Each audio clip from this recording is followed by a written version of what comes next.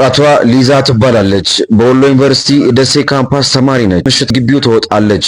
ነገር ግን ወደ ከተማ ስትወጣ ያጋጠማት ነገር ያልተጠበቀ ነበር። ወደ ግቢዋ ቶሎ መመለስ ያልቻለችውን ሊዛን ፍለጋ የወጡት ጓደኞቿ በአሳዛኝ ሁኔታ አስገድዶ መደፈር ተፈጽሞባት ሞታ ያገኟታል። ስለ አቤኒ ወይንም ስለ አቤሴሎም ምን ሆኖ ነው የሞተው የሚሉ በርካታ ጥያቄዎች እየተነሱ ይገኛሉ።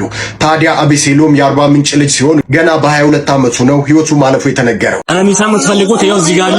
እኛም ፕሮሞሽን ምናምን ማሰራት ከፈለጋችሁ አለን፣ በውስጥ አውሩን። እሺ አናሚሳ ምንድነው የምትለው እዚህ ላይ?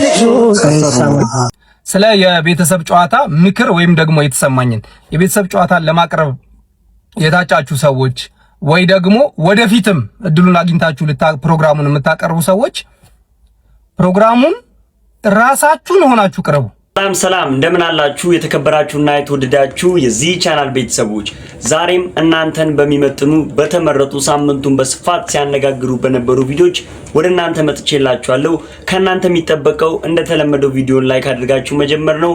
ሐሳብ አስተያየታችሁን፣ ወንድማዊ ምክራችሁን ደግሞ ኮሜንት ላይ በነጻነት አስቀምጡልኝ።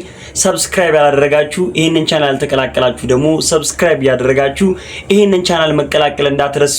ወደ ቪዲዮ አንድ ሚስጥር ልንገራችሁ። ለመኖሪያ ምቹ በሆነችው በሲኤምሲ አዲስ ኢንተርናሽናል ኮንቬንሽን ሴንተር ፊት ለፊት ወይንም ደግሞ ፀሐይ ሪል ስቴት አጠገብ ድሪም ቢውልድ ሪል ስቴት 23000 ካሬ ላይ ያረፈ ቅንጡ የመኖሪያ መንደር ላይ ከባለ 1 እስከ ባለ 3 መኝታ እየገነባ ይገኛል። በውስጡም እጅግ ዘመናዊ ባለ 5 ኮከብ ሆቴልን ያካተተ ሌክዠሪ ሆቴልንም ይዟል። 100% ለሚከፍሉ 30% ቅናሽ ያላቸው ሲሆን በተጨማሪም ከ25% በላይ ለሚከፍሉ ደንበኞች ከ7% እስከ 30% የሚደርስ ልዩ ቅናሽንም ይዟል። 100% ለሚከፍሉ በካሬ 62000 ብር፣ 10% ለሚከፍሉ በካሬ 84000 ብር፣ 50% በባንክ የተረጋገጠ ብድር፣ በ10% ቅድመ ክፍያ ባለ 1 መኝታ 620000 ብር፣ ባለ 2 መኝታ 900000 ብር፣ ባለ 3 መኝታ 1.3 ሚሊዮን ብር ቅድመ ክፍያ ይገኛል። በለጠ መረጃም በ0934 59 54 60 ወይንም ደግሞ በ0937 28 99 55 ደውላችሁ መረጃዎችን ማግኘት ትችላላችሁ። የመጀመሪያ ቪዲዮአችን የጌታችን የመድኃኒታችን የኢየሱስ ክርስቶስ ሕመሙን የምናስብበት ሳምንት ላይ እንደመሆናችን አስተማሪ በሆኑ ቪዲዮዎችን በማየት በመማማር እንጀምራለን ማለት ነው። የማታገቧቸውን ሴቶች ተስፋ እንዳሰጧቸው፣ አብራችሁ ረጅም ርቀት የማትሄዷቸውን ሰዎች ተስፋ እንዳትሰጧቸው በሐሰት እና አንዱ በፌስቡክ እያወራት በቃ ሞታለሁ ሰማይ ይደፋብኛል አንቺን ካጣው እያለ በሚያባብል በቁልምጫ ቃል ይነግራታል። ልቧ ተከፈለ። የሰማችሁኝ ነው። በስደትማ ጊዜሽ አይባክንም ነይና ኢትዮጵያ እንኑር አላት። እንግዲያውስ ረጅሙን ጊዜ አብረህ የምትኖር ከሆነማ ብላ የ3 ዓመቱን የሰበሰበችውን ብር ለዚህ ልጅ ላከችለት። እናት አልታመነችም፣ ወንድም አልታመነም። እማታውቀውን ሰው አምና በፌስቡክ ያወቀችውን ሰው 3 ዓመት ብሩ አላከችለትና ኢትዮጵያ ድንገት መጣች። እሱ ቤት እየሰራው ነው የሚላት። ልክ ቦሌ ዓለም አቀፍ ኤርፖርት ላይ እንደደረሰች ባል ተባለው ሰውዬ ስልክ አነሳችና ስደውል መጥቻለሁ አለችው። እና ሰውዬው ደነገጠ። መጥቻለሁ ምትኝ ኢትዮጵያ ነው የምርሽን ነው? አዎ። ስልኩን ጥርቅም አርጎ ዘጋና ጠፋ። አሁንም እለቱ 27 ነው። ሊያድን ሲፈልግ እንዲህ ነው የሚሆነው። የሰማችሁ ይናር ይሄ ሙቪ ድራማ አይደለም ማወራችሁ። የሰማችሁ ይናር እለቱ 27 ነው። ቦሌ ኤርፖርት ቁጭ ብላ ሻንጣዋ ላይ ተደግፋ እየየ አለች። አስተናጋጆች መጡ። ሰራተኞች ቢያባብሏት የሆነችውን ነገር ልትናገር ፈቃደኛ አይደለችም። አይዞሽ ያልፋል፣ ምን ሆንሽ? ቤተሰብ በህይወት የሉም፣ ምን ሆነሻል? አይዞሽ ቢሏት ምንም በቃ ተውኝ ይውጣልኝ አለች። አለቀሰችና አንድ ነገር አለች። ምን ነው ምን አረኩ መድኃኒዓለም? ያኔ ልሙት ባልኩ ሰዓት ለምንድን ያስመለጥከኝ አለችው። ወዲያውኑ ይሄ ሰው መድኃኒዓለም ምን እንዳሳሰበው አይታወቅም። የዘጋባትን ስልክ መለሰና እያለቀሰች እያለ ደወለላት። ተስፋ ስትቆርጡ ይመጣል መድኃኒዓለም። መድኃኒዓለም ታምር እየሰራ ነው። ስልኩን ደወለላት፣ አላመነችም። አወራት። ምን ብሎ? የኔ እናት ብርሽን ግማሹን አጥፍቼ ግማሹን ይዣለሁ፣ አትቀየምኝ፣ ሰርተን እናገኛለን ነይ አላት። ተስፋ ነው አይደል? ይሄም ተስፋ ነው ብላ እሺ ብላ ያለበት ቦታ ላዳ ኮንትራት ይዛ በታክሲ እሱ ያለበት ቦታ ሄደች። ወደ ቡራዩ አካባቢ ቤት ተከራይተው መኖር ጀመሩ። አብረው እየኖሩ ቤተሰቦቿ ኢትዮጵያ እንደመጣች አያውቁም። አድራሻ አጥፍታለች። ጸንሳ ኖሮ አለካና ልጅ ወለደች። ሰማችሁኝ? እና ልጅ ወለደች። 1 አመት 2 አመት ልጁ እያደገ መጣ። እሱ የቀን ስራ እየሰራ እሷ ልጅ እያሳደገች ቤት ውስጥ መኖር ጀመረች። እናንተ የወለዳችሁ እስቲ ንገሩኝ፣ ልጆቻችሁ 2 አመት ወይ የሆነ አመት ላይ ሲደርስ ምን እንዲሆኑላችሁ የምትፈልጉት? በእግራቸው እንዲቆሙ፣ በአፋቸው እማዬ አባዬ ብለው እንዲናገሩ አይደል የምትፈልጉት? እውነት ሐሰት? ዋሸው እንዴ? እውነት ነው። ይሄ ልጅ 2 አመት 3 አመት 4 አመት ቢጠብቁት በእግሩ መቆም አይችልም። ሲያቆሙት እግሩ ጥፍ ይላል። እማዬ አባዬ ብሎ አፉን አልፈታም። መናገር ለካስ አይችልም። ከዛውንም ጊዜው እየጨመረ መጣ። ከሱ ጋር የተወለዱ እኩዮቹ ትምህርት ቤት ገቡ። እሱ ግን በእግሩ መቆም አይችልም፣ በአፉ መናገር አይችልምና ከእናቱ ጋር ቤት ውስጥ ቀረ። አንድ ነገር አሰበች። መድኃኔ ዓለም ልጆኜ ዘምሬ ልክሄድ፣ ታቦትን ሸኝቼ ልሄድ፣ በንግስ ቀን ተደብቄ ከጓደኞቼ ጋር መጥቼ በእጄ አጨብጭቤ በአፌ እልል ብዬ አመስግኜ ልሄድ፣ ልጄንማ ትፈታልኛለህ ብላ ክርስቲያን ጓደኛዋ ጋር ስልክ ደወለች። ምንድነው እህቴ ምን ላግዝሽ? ነጠላ ይዘሽልኝ ቤቴ ነይ አለቻት። ምን ይዘሽልኝ? አላመነችም ጓደኛዋ። አንቺ ነሽ እንደዚህ የምትይኝ? አዎ። ነጠላ ላምጣልሽ? አዎ። የት ልትሄጂ? መድኃኔ ዓለም ጋር። መፍትሄ ያለው ማጋር ነው። ህይወት ያለው ማጋር ነው። ሰላም ያለው ማጋር ነው። መድኃኔ ዓለም ጋር። መድኃኔ ዓለም ልሄድ ነው ስትል ይበልጥ ደንግጣ ነጠላውን ይዛ ሩጫዋን ይሄው ነጠላው ስት የራሷን ልብስ አወለቀችና ነጠላውን ክርስቲያኖች እንደሚለብሱት ለብሳ ከታ መድኃኔ ዓለም ይባላል አስኮ አካባቢ ዛ መድኃኔ ዓለም መጣችና ሰው ሳያት ቤተ መቅደሱ በር ላይ ተንከባለለች። ደው ሲከብዳችሁ ነውና አልቅሱበት መድኃኔ ዓለም ላይ ምን ያቀተዋል? ሁሉ ባለቤት እያለች መድኃኔ ዓለም ከሞት አተረፍከኝ፣ ደግሞ ልጅ ሰጠኝ መጽናኛ ብዬ አልኩኝ። በእግሩ አይቆምም ልጄ፣ በአፉም አይናገርም። ልጄ እማዬ ብሎ እንዲጠራኝ ፈልጋለሁ። በእግሩ እንዲቆምልኝ ከልጆች ከጓደኞቹ ጋር ትምህርት ቤት እንዲገባ ፈልጋለሁ እባክህን አለችና ለመነችው።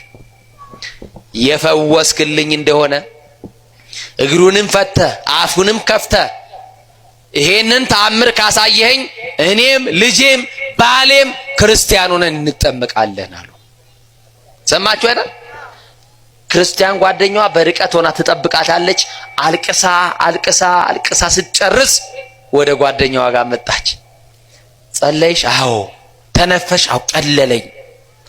መድኃኔ ዓለም ሰምቶኛል ማለት ነው አለች። መድኃኔ ዓለም የሁላችንም ጸሎት ይስማ።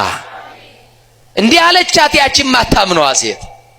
ወደ ቤት ከመሄድሽ በፊት አንድ ነገር አድርጊ አለቻት። ጸበል ስላለ በዚህ ቦታ ጠዋት ጠዋት ልጁን አምጥተሽ አስጠምቂው አለቻት። እሺ አለች። የመጀመሪያው ቀን ልጇን ይዛ አብራ ከልጇ ጋር ገብታ መቆም የማይችለው ልጇን እግሯን ዝርግት አድርጋ ከጸበሉ ስር ወድቃ ልጇን ደግሞ በእጇ ታቅፋ ጉሮሮን ከፍታ ከላይ የሚወርደውን ጸበል በልጇ አፍ ውስጥ እንዲገባ ቶሎ አፉ ከተከፈተልኝ ብላ እንዲህ ይላል አባ ጊዮርጊስ፣ የተራበ ሆድ ለምግብ እንደሚቸኩል ይላል። እስቲ በሉላችሁ። ልጅሽም ይቅር ለማለት ይቸኩላል። ይቅር ይበለን መድኃኔዓለም፣ ይማረን መድኃኔዓለም። ጉሮሮን ከፍታለችና ትን ይለዋል ልጁ። ኧረ ተይ ቀና አድርጊው ልጅ ጸበሉን እኮ በኃይል እያስገባሽበት ነው እያለች እሷ የልጁ ላይ አይደለም እያለቀሰች ሌላ ቦታ ሄዳለች በሐሳብ። ልጁ ግን ጉሮሮ አፍ ውስጥ ምን ይገባል? ጸበሉ ይገባል። ከሆነ ሰዓት በኋላ ስታይ ጸበሉ በአፍ ውስጥ እየወረደ ነው። ልጁ ደግሞ ትን እያለው ነው። ልጇን ከእንደገና ደንግጣ አፍንጫውን ይዛ ድንገት ልጄ ስትለው አቤት እማዬ አላት። ለካ በዛ ሰዓት ልጁ ተከፍቶለታል ጉሮሮው። የተዘጋውን የሚከፍት መድኃኔዓለም በዛ ቅጽበት ለካ የተዘጋው የልጁ አንደበት ተከፍቶለታል። ተከፍቷል ጉሮሮ። ደነገጠችና ምን መሰላት? አይ ይድናል ብዬ ስላሰብኩ ነው እንጂ ልጄ ተናግሮ አይደለም ብላ ድጋሚ ልጄ ትለዋለች። አሁንም መልሶ ማየ ይላታል። እናቱን የማይሰማ ልጅ የለም አይደል? እናቱን የማይሰማ ልጅ የለም አይደል? እናቱን ሰምቶ ይመልስላታል። ጩኸቷን አቀለጠች። ሕፃኑን ይዛው ወደ ውጪ ተሸክማው እርቃኗን እኮ ናት።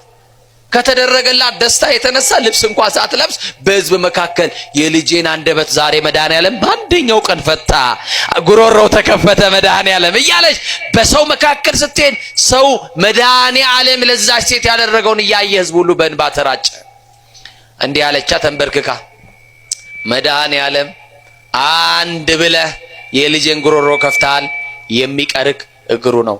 እግሩን የፈታህ ቀን እጠመቅና ክርስቲያን ሆናለሁ አደራህ ብላው ሄደች። እዛ 2 ቀን 3 ቀን እያለች አላቋረጠችም፣ ማስጠመቅ ጀመረች። 26 ቀን ሆነ። በ27 ማን ነው በ27 በዋዜማው ቀን መድኃኔዓለም ለካ ስራ ነበረው። ለምን? በ27 አውደ ምሕረት ላይ ይፈልጋት ነበረ። የዛሬ ወር አውደ ምሕረቱ ላይ ለምስክርነት ያቆማችሁ መድኃኔዓለም ዛሬ በሰማችሁት ቃል ነገራችሁ ሁሉ ተፈቶ ለምስክርነት በአውደ ምሕረቱ ያቆማችሁ እና ለካስ መድኃኔዓለም ተአምር አለው። ልክ በ26 የአቡነ ሀብተ ማርያም የጻድቁ ቀን ልጁን ይዘው ስገባ ፍንጣሪው ቢነካው ልምሾ የነበረ እግሩ ተዘርግቶ ቆመዋል። ልጁ አረ ልጄ ቆመዋል አለች። አሁን ምርኩዝ አያስፈልገው መድኃኔዓለም ደርሷል። እሱ ከደረሰ ምርኩዝን ትጥላለ። በዊልቸር የመጣው ከዊልቸር ላይ ይነሳል። ማን ከደረሰ በሰው ድጋፍ የመጣው ድጋፉን ይለቃል። ማን ከደገፈው መድኃኔዓለም ሁላችን የሚደግፈን። ሌላ ደግሞ የገነት ንጋቱ ብሮድካስት እጅግ በጣም መነጋገሪያ ሆኖ ነበረ። ብዙዎችንም እያስቆጣ የተለያዩ ሰዎች ሀሳብ አስተያየታቸውንም ጭምር ሲለዋወጡበት ነበረ። ቪዲዮን እንመልከትና ብዙ ዙሪያ ደግሞ ወንድማችን የሰጠው ሀሳብ አለ። እሱንም አንድ ላይ ጠቅለል አድርጌ አምጥቼላችኋለሁ። ታዋቂ ፓስተር ነው። የሚገርምሽ ነገር ፓስተር ስለ ፍቅር ህይወቴ ጠየቀኝ። አይ እንደዚህ ነበረኝ እና ተለያየን፣ አመለጣታ ምናምን ነገር አይ አሁን ሳላስከም አይ አሁን እንኳን ስለ ፍቅር ሁኔታ ማስብበት ሁኔታ አይደለም። ሌላ አይነት ነገር ስሞክረህ ታውቃለህ ማለት አልኩት። ቆይ መልሼ ልደውልልህ ዘጋው። ሌላ አይነት ሲል እኔ በቃ ግራ ገባኝ። ከዚህ የተለየ ምን አለከ? በቃ እንደዚህ ያወራ የሆነ ሰዓት ምን ነገር ነገር አለ። እሺ እኔ ወንድ ወዳጅ ነኝ አለ። በስማ እና አንተንም እኔ ወድጄ ነው በጣም አፍቅሬህ ነው እና ምናምን አለኝ። በኢየሱስ ስም ነው ያልኩት፣ እየሰማኝ ማለት ነው። ምን ሆነ ነው አንተ እንትን አይደለም ምናምን ነገር አልኩት። ፓስተር አይደለም ወይ? አዎ እና ወድጄ አይደለም ወድጄ አይደለም። ስቴጅ ላይ እንዴ ቪዲዮዎቹን ባሳይሽ በግል ላሳይሽ ይችላል። ቪዲዮዎቹን ባሳይሽ አታምኝ። እባክህ በቃ ሚስጥሬን ጠብቅልኝ በጌታ ምናምን አለኝ። ኧረ በጌታ አትበል። ይህንን ታሪክ ያካፈልከን ወንድማችን በኢትዮጵያ ሕገ መንግስት ግብረ ሰዶም ወንጀል ነው። ስለዚህ አንተ ስሙን አልናገርም ስትል እየተባበርክ ያለው ከወንጀለኛ ጋር ወይም ወንጀለኛን እየደበክ እንደሆነ እንድታውቅ ያስፈልጋል። በዚህ በሶስት ምክንያት ይህንን ወንጀለኛ ያልከውን ግለሰብ ላትነግረን እንደምትችል እኔ ገምቻለሁ። የመጀመሪያው ነገር በስልክ ልውውጣችሁ ላይ መጨረሻ ላይ ሚስጥሬን ደብቅልኝ ስላለህ ነው ያልነገርከን። ሚስጥረኛው ነህ ማለት ነው። ስለዚህ ሚስጥረኛው ስለሆንክ ታሪኩን ትነግረናለህ እንጂ ማንነቱን በሚስጥር ነው የምትይዝለት። በሁለተኛ ደረጃ አንተ ራስን ካስመለጥክና ካተረፍክ በኋላ ስለሌላው ግድ የማይለ ማንም ቢበላሽና በእንደዚህ አይነት እርኩሰት ውስጥ ቢወድቅ ማይጨንቅህ ራስ ወዳድ ግለሰብ ነህ ማለት ነው። ሁለተኛ በሶስተኛ ደረጃ ደግሞ የፈጠራ ታሪክ ነው የነገርከን። ለዛ ነው ስሙን ያልነገርከን። ሚስጥረኛው ካልሆንክ የፈጠራ ታሪክ ካልነገርከን ራስ ወዳድ ካልሆንክ በስተቀር የዚህን ሰው ስም በፍጹም የምትደብቅበት ምንም አይነት ግራውንድ አይኖርክም። ምክንያቱም የነገርከን ፊገር ፓስተር ነው። ፓስተር ማለት ብዙ ሰዎች ቁጭ አድርጎ የሚያስተምር ነው። አውዳሚነትና አጥፊነቱ ከአንድ ተራ ግለሰብ ይበልጣል፣ የሚሰሙት የሚከተሉት ሰዎች ስለሚኖሩ ማለት ነው። ስለዚህ ስሙን መናገር ያለብህ በአደባባይ ላይ አውጥተህ ይሄንን ታሪክ ይጠቅማቸዋል ብለህ ካካፈልክ አይቀር ሌሎችን ለማትረፍና ለመታደግ ጭምር ነው። ምክንያቱም ኢትዮጵያ ውስጥ ግብረ ሰዶም ወንጀል ተብሎ አንተ የወንጀለኛን ስም በልብ አቅፈህ አልናገርም ብለህ ነው ቁጭ ብለህ ያለከው። ልትነግረን ግዴታ ነው። ታሪኩን አምጥተሃል። የታሪኩን ባለቤት ህዝብ ማወቅ አለበት። ማን ነው እያሳደደ ወንድ የሚፈልገው? ፓስተር ሆኑ።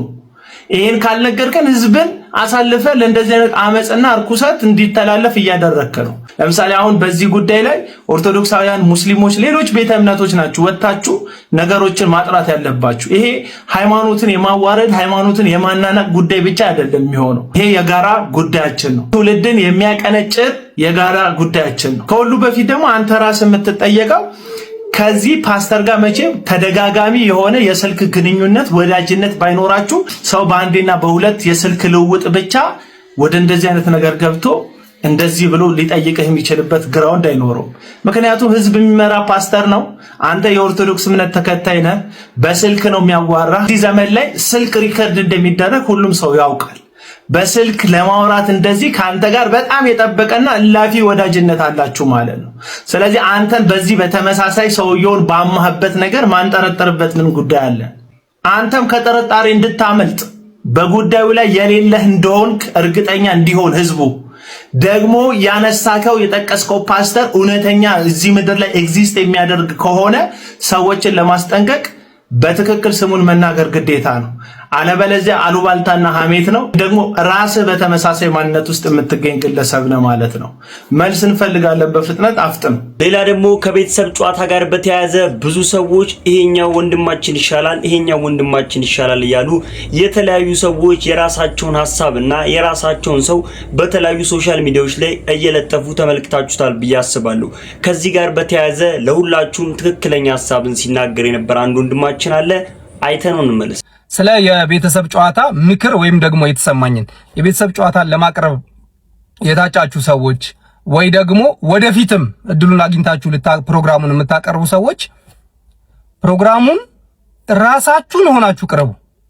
ነፃነት ወርቅነህ ያደርግ የነበረውን ነገር ለማድረግ እንደሱ ለማሳቅ መጮህ፣ መዝለል፣ መጨፈር፣ አጓጉል አክቶች ማሳየት አይጠበቅባችሁም። በቃ ነፃነት እንደዛ አያደርግም። ነፃነት የራሱን ከለር ነው ይዞ የመጣው። ዝም ብሎ እኮ ያስቀናል። ይኸውላችሁ እናንተ ለማሳቅ ትዘላላችሁ፣ ትላላችሁ። ነፃነት ጥያቄ ጠይቆ መልሱ በቃ ጸጥ ብሎ ራሱ ሲመለስለት እጁ ስላጣመረኩ እንስቃለን። እናንተ ራሳችሁን ሆናችሁ ኑ። በቃ ያ የነፃነት ከለር ነው። የነፃነት ከለርን ወደነው ነበረ። አሁን እከሌ ሲመጣ እከሌ ደግሞ ያንተን ከለር እንድንወደው ዝም ብለህ ራስህን ሆነ ቅረብ። አንተ አቅም በቻለው መንገድ ግፊ። ከዛስ ከተሳካላችሁ ተሳካላችሁ፣ ከወደድናችሁ ወደድናችሁ። በሂደት ደግሞ ማንወዳችሁ ምክንያት የለም። እንደ ምሳሌ ከሆኑ ዓመታት በፊት ኢቲቪ ሐሙስ ጥያቄና መልስ ውድድር ደረጃ ኃይሌ ያቀርበው የነበረው እዛ ፕሮግራም ላይ በመሃል ደረጃ ኃይሌ ይወጣና ገጣሚ ሜሮን ጌትነት ትገባለች። ታስታውሱ ከሆነ ምናልባት የምታስታውሱ ሰዎች ሜሮን ጌትነት ስትገባ ብዙ ሰው አትችለውም ብላ ተብሎ ነበረ። አማን ነው አትችለውም። እና የእውነት አዲስ ሰው በመጣ ቁጥር ትንሽ የሆነ የሚከብድ ይመስለናል፣ ለተመልካችም ለምንም ይከብዳል። በሂደት ግን እንወደዋለን። ሜሮን ጌትነት ራሷን ሆናን የቀረበችው በሂደት ወደድናት። ከዛስ እንደውም ደረጃ ኃይሌ ይሻላል ሜሮን ጌትነት ይሻላል እስኪባል ድረስ አዲስ ሰው ሲመጣ ደንብ ነው። በቃ ይኮ ማንም ድንገት መጥቶ ሊወደድ አይችልም። አዲስ ቦታ ስለሆነ የምትገቡት አዲስ ቦታ ስትመጡ ስታስመስሉ ነፂን ለመምሰል ሞከረ አይችልም። እንደ ነፂ መሆን አይጠበቅባችሁም። እንደ ራሳችሁ ሁኑ። ፕሮግራሙ የሳቅ ፕሮግራም አይደለም፣ የጥያቄና መልስ ነው። መታችሁ የተሰጣችሁትን ጥያቄ አንብቡ፣ የተሰጣችሁን መልስ እየሰማችሁ ልክ ነው ልክ አይደለም አስብሉ። ከዛስ ትንታኔ መስጠት የምትችሉ ከሆነ ስለ ጥያቄው ሁሉን ነገር ለማሳቅ ጥረት አታድርጉ። ፌል የምታደርጉት እዚህ ጋር ነው። በቃ ለማሳቅ ስትሞክሩ ፌል ታደርጋላችሁ። አትሞክሩ ለማሳቅ። ነፃነት ወርቅነህ ለማሳቅ ሞክሮ አያውቅም። ሲያወራ እንስቃለን። ለምን? ንግግሩ ያስቀናል። ስለለመድ ነው ስለወደድ ነው። ይሄ ሁሉ ስንለምዳችሁ ስንወዳችሁ ንግግራችሁ ሁሉ ሊያስቀን ይችላል። ለዛ አትጋጋጡ፣ ለማሳቅ በቃ አትጋጋጡ። ነፂን ለመሆን ራሳችሁን ሆናችሁ ቅረቡ። ሌላ ደግሞ የተወዳጁ ድምፃዊ ቴዲ አፍሮ አልበም ሽያጭ እንደተቋረጠ እየተሰማ ነበረ። እዚህ ዙሪያም ሀበሻ አዲስ ይዞት የወጣው መረጃ አለ፣ ሰምተነው እንመለስ። ሰዋሰውና ቴዲ አፍሮ ልብ በሉ፣ ሰዋሰው አይደለም ሰዋሰው ነው። ምንድን ነው የተፈጠረው በቴዲ አፍሮና በሰዋሰው መካከል? የአልበም ቀጣይ እጣ ፈንታስ ምን ይሆናል? አጭር መረጃ ይዤላችኋለሁ። ከ3 ዓመታት በላይ የዘለቀውና በብዙዎች ዘንድ በጉጉት ሲጠበቅ የነበረው የድምፃዊ ቴዲ አፍሮና የሰዋሰው መልቲሚዲያ የአልበም ሽያጭ ውል በድንገተኛ ሁኔታ ፈርሷል። ቴዲ አፍሮ ኢትዮሪካ የተሰኘውን አዲስ አልበሙን በሰዋሰው በኩል ለሕዝብ ለማድረስ ተዘጋጅቶ የነበረ ቢሆንም በሁለቱ ወገኖች መካከል የተፈጠረውን አለመግባባት በተደጋጋሚ ውይይት መፍታት ባለመቻላቸው ውሉን አቋርጠው ድምፃዊው አስቀድሞ የወሰደውን ክፍያ ሙሉ በሙሉ መልሷል። ከዚህ ቀደም ሰዋሰው የተለያዩ አርቲስቶችን ገንዘብ አልከፈለም በሚል ስሞታ ሲቀርብበት ነበር። ከነዚህ መካከል ደግሞ ዝነኛው ግርማ ተፈራ ይገኝበታል። ይህን የተመለከቱ አርቲስቶች ሰዋሰው መልቲሚዲያን ሰዋሰው ሲሉ ይጠሩታል። ይህ ውል መፍረስ ከቴዲ አፍሮ አልበም የአሳታሚ ለውጥ ባሻገር በሰዋሰው መልቲሚዲያ ተቋማዊ አሰራርና ታማኝነት ላይ ትልቅ ጥያቄ የሚያስነሳ ክስተትም ሆኗል። ተቋሙ ከዚህ ቀደም ከሌሎች በርካታ አርቲስቶች ጋር በተመሳሳይ የክፍያ ውዝግብ ውስጥ መግባቱ ይታወቃል። ብዙ አርቲስቶች የሰራንበትን አልተከፈለንም በሚል ለዛሀበሻና ለሌሎች ሚዲያዎችም ተደጋጋሚ አቤቱታ ሲያቀርቡ የቆየ ሲሆን አንዳንዶች ተቋሙን በምጸት ሰዋሰው እያሉ እስከ መተቸትም ደርሰዋል። የሀገሪቱን ትልቁንና ተጽዕኖ ፈጣሪውን አርቲስት ቴዲ አፍሮን በስምነት ማቆየት አለመቻሉ ደግሞ የሰዋሰው መልቲሚዲያን የውስጥ አስተዳደር ክፍተትና ከአርቲስቶች ጋር ያለውን ጤናማ ያልሆነ ግንኙነት ይበልጥ ገመናውን የሚያጋልጥ ሆኖ አልፏል። ምንም እንኳን ሰዋሰው አልበሙን በዳግማዊ ትንሣኤ ዋዜማ በራሱ የዩቲዩብ ገጽ ለመልቀቅ እስከ ቅርብ ቀናት ድረስ ዝግጅቱን ሲያደርግ የነበረ ቢሆንም የቴዲ አፍሮ ውሳኔ የዲጂታል ገበያውን የኃይል ሚዛን ወደ አርቲስቱ ያደላ አድርጎታል። ድምፃዊው አስቀድሞ የተከፈለውን ገንዘብ በሙሉ ለድርጅቱ በመመለስ ነፃነቱን ማወጁ አርቲስቱ ከገንዘብ ይልቅ ለሙያም ለመብቱና ለስራው ነፃነት የሚሰጠውን ቅድሚያ የሚያሳይ ደፋር እርምጃ ነው ሲሉ ታዛቢዎች ይናገራሉ። ይህ የውል መፍረስ የቴዲ አፍሮን አድናቂዎች ተስፋ የሚያስቆርጥ አይሆንም። ድምፃዊው ግጥምና ዜማቸው እንደወትሮው ራሱ የሰራባቸውና የተለያዩ ያላቸውን የኢትዮሪካ አልበም ስራዎች አስቀድሞ ቃል በገባው መሰረት በቀጣዩ ሚያዝያ 11 ቀን 2018 ዓመተ ምህረት በራሱ የዩቲዩብ ገጽና በሌሎች አማራጭ የዲጂታል መድረኮች ለህዝብ እንደሚያደርስ ለዛሀበሻ የደረሰው መረጃ አመልክቷል። 60 ሚሊዮን ብር የሚያወጣ ዳይመንድን ያጭበረበረው ፓስተር አሁን ታንደበት እንዲህ ሲል ሲገልጸው ነበረ።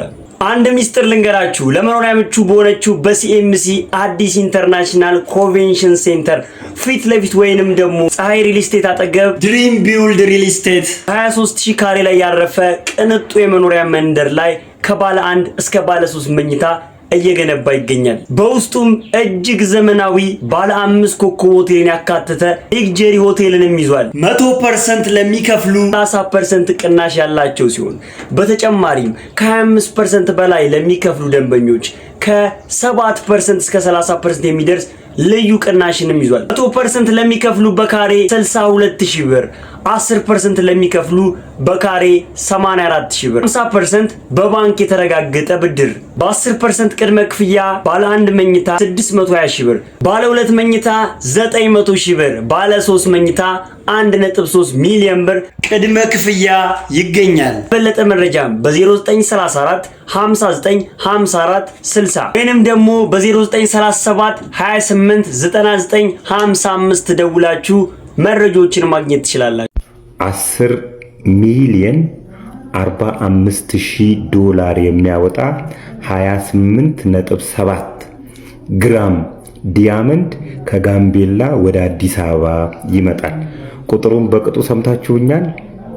10 ሚሊዮን 45,000 ዶላር የሚያወጣ 28.7 ግራም ዲያመንድ ከጋምቤላ ወደ አዲስ አበባ ለመሸጥ ይመጣል። ይሄ ሰውዬ ቂጤሳ አበራ ይባላል። ከጋምቤላ 28.7 ግራም ዲያመንድ ይዞ ይመጣና የሚገዛው ሰው በደላላ ያፈላልጋል። በጊዜው ምንዛሬ 60 ሚሊዮን የኢትዮጵያ ብር ይሸጥና ሰዎቹ ይህንን ብር በዶላር ይሰጡታል። በዶላር 10 ሚሊዮን 45,000 ብር ሲሰጡት በዶላር አልፈልግም፣ በብር ቀጥታ አካውንቴ ላይ አስገቡልኝ ይላቸዋል። በጊዜው ሰዎቹ ብር አልነበራቸውምና በቃ ዘርዝረን ሰኞ ዕለት እናስገባልሃለን አካውንት ላይ፣ እስከዛው ድረስ ዲያመንዱ አንተ ጋር ይቀመጥ፣ ብሩን ያዝነውን ዶላር እኛ እንዘረዝራለን ይሉና በዚህ ይስማማሉ። ቂጤሳ ከጋምቤላ ነው የመጣውና ሌባ ይፈራና ወደ ቸርች ይሄዳል። እስራኤል ዳንሳ ጋር ማለት ነው። አንድም ከሌባ ፍራቻ ነው፣ አዲስ አበባ ሌባ ይሰርቀኛል ብሎ ነው። ሁለትም ደግሞ እንዲባረክለት ዲያመንዱ እንዲባረክለት ፈልጎ ነው ወደ እስራኤል ዳንሳ ይሄደው። በእርግጥ ያሳዝነኛል። ይህ ሰውዬ ከዚህ በፊት ታሪኩን ነግሬያችኋለሁና ያን ጊዜ ትንሽ ፎሎወር ስለነበረኝ ብዙዎቻችሁ አልሰማችሁትም ይሆናል። ስሙት። አሁን እስራኤል ዳንሳ ጋር ይሄድና ለእስራኤል ዳንሳ ጸልይልኝ ብሎ ዲያመንዱን ይሰጠዋል። እስራኤል ዳንሳ ከዚህ በፊት ዲያመንድ አይቶ አያውቅም ነበርና ሁሉንም ምዕመናን ተንበርከኩ ይላቸዋል። ተንበርከከው ሲጸልዩ ጸልየው ሲነሱ ዲያመንዱ እጁ ላይ አልነበረም። እስራኤል ዳንሳ ጋር የት ሄደ ሲለው ሰይጣን ወሰደው። ሰይጣን እንደ ሰይጣን ይወስዳል ብዬ እዛው መድረክ ላይ ስተናነቀው እስራኤል ዳንሳን የእስራኤል ዳንሳ ጋርዶች ይዘውኝ ገስታ ውስጥ አስገብተው ደበደቡኝ ይላል ቂጤሳ አበራ። ከደበደቡት በኋላ ውልቅልቅ አርገውት እዛ ገስት ሃውስ ውስጥ አንዳንድ ታሪኮቹን ይጠይቁታል። የባንክ አካውንቱን፣ ዘመዶቹ የት እንዳሉ፣ ሚስቱ የት እንዳለች፣ እህቱ የት እንዳለች ከጠየቁት በኋላ በሳምንቱ ሌላ ቸርች ይሄዳል ቂጤሳ አበራ። እንደዛ ተመቶ ማለት ነው። እዛ ቸርች ደግሞ ያለው ሌላኛው ፓስተር ይሄ ታሪክ ተነግሮታል። ይሄን አካውንት ያለ ሰውዬ፣ ድንጋይ ጠፋብኝ የምትል ሰውዬ ና ወደ መድረኩ ጣይሏል። ዲያመንዱን መውሰዳቸው እንትን ሳይል ምን ይሉታል? ዲያመንዱን ጅጅጋ አይቼዋለሁ፣ ሰይጣን ወስዶ ጅጅጋ ነው ያለው፣ እህት ጋር ነው ያለው ይሉታል። እንግዲህ ዲያመንዱን መውሰዳቸው ሳያንስ ከእህቱ ጋር ሰላም የተቀመጠችው እህቱ ጋር ለማጣላት ማለት ነው። ይሄ ታሪክ የቆየ ታሪክ ነው። 2011 ዓመተ ምህረት ላይ የተከሰተ ቢሆንም አሳዛኝና የኛ እነዚህ የሐሰተኛ ነቢያት ሌብነቶቻቸውን ግልጥ አርጎ ያሳየነውና ኢሳት ዶክመንተሪ ላይ ተጨማሪውን አዳምጡት። ቤተሰቦች ለዛሬ ይላችሁ የመጣሁት የተመረጡ ቪዲዮዎች እነዚህን ይመስሉ ነበረ። እንደወደዳችኋቸው አልጠራጠርም። ቪዲዮን ላይክ ሳታደርጉ የጀመራችሁም ላይክ ማድረግ እንዳይረሳ። ሐሳብ አስተያየታችሁን እንደማይምክራችሁን ደግሞ ኮሜንት ላይ በነጻነት አስቀምጡልኝ። ቀጣይ በተመረጡና አዳዲስ ቪዲዮዎች እስከምንገናኝ ድረስ ቸር ሰንብቱ። እወዳችኋለሁ።